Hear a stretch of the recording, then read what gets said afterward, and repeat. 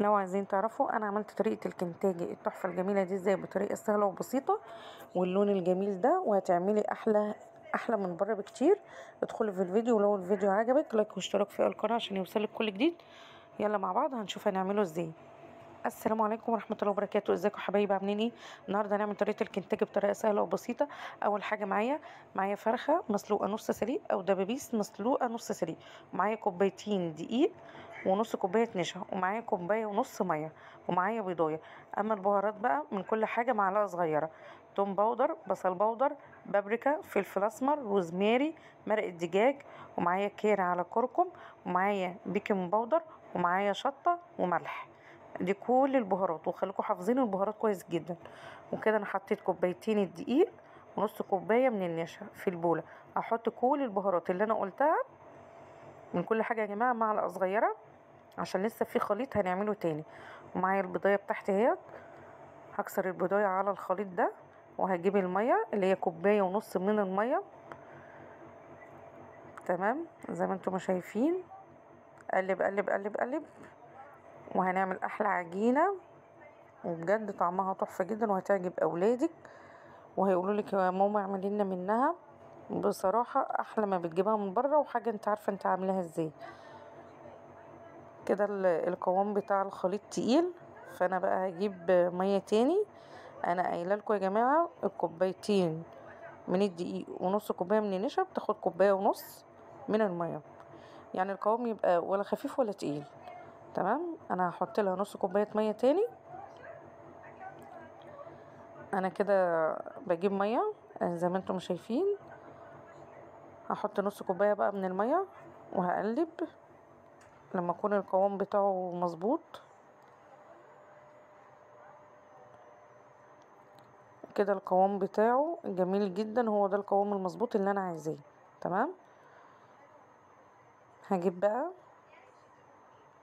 الفراخ بتاعتي او الدبابيس اللي انا سلقاها نص سليق، هحطها في الخليط اهو. هنحط كل ده في الخليط زي ما انتم شايفين كده. تقدري بقى تعملها بفراخ مسلوقة. وعلى فكرة يا جماعة، المسلوقة احلى ما تعمليها نية. ليه؟ حاجة انت ضمنها وهتعرفي ان هي استوت يعني، وتبقى كويسة ومش هتكمل معاك 10 دقايق على البوتاجاز.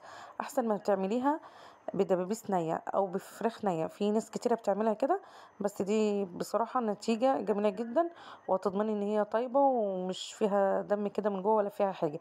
وهقلبها كويس جدا زي ما انتم شايفين، وهسيب الخليط ده بقى ساعة في التلاجة، وهوريكم شكلها بعد ما بتقعد ساعة في التلاجة بقى عاملة ازاي. كده زي ما انتم شايفين قعدت ساعة معايا في التلاجة. وهجيب بولة علشان احط الخليط اللي انا قلتلكوا عليه، اللي هي كوبايتين من الدقيق تاني ونص كوباية من النشا، وهنحط نفس البهارات والبيكنج باودر. البهارات اللي احنا حطيناها في الخليط السائل هنحطه برضو في الخليط ده. ليه؟ عشان نعمل الكفر اللي هو من بره اللي هيدينا شكل الكنتاجي. انا كده يا جماعة اهوت هقرب لكم الطبق. هقلبه كويس جدا اهوت عشان كله يدخل في بعضه، وما تنسيش الملح. وخليكم فاكرين المقادير كويس جدا، بالذات البهارات، عشان ده اللي هيدي طعم بجد للكنتاجي احسن ما بتجيبيه من بره. انا معايا بقى واحده اهيت، هغطيها كلها بالدقيق كده، وما تضغطيش عليها. ليه؟ يعني حطي في دقيق ونعكشيها عشان تديكي شكل المنعكش اللي هو بتاع الكنتاجي. ليه؟ عشان يبقى زي ما اكنك يعني جايباها من بره وكده، عشان ولادك ايه يقولوا ده ماما عملت لنا كنتاجي شكلها حلو ونفس الشكل ونفس الطعم. هعمل معاكم واحده كمان. شايفين انا مش بضغط عليها خالص، انا برش دقيق وانفض وارجع احطها تاني، واروح منفضه كويس جدا عشان تديني الشكل اللي هو المنعكش، واحطها في الطبق. هجيب واحده كمان،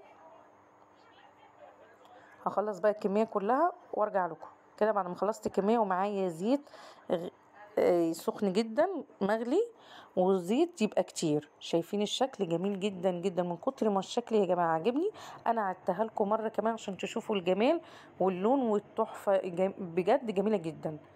وكده بعد ما خلصتها شايفين الجمال. وكده بعد ما قدمتها قدمت بقى جنبها شيبسي وكاتشب ومايونيز. ويا رب يعجبكم. السلام عليكم.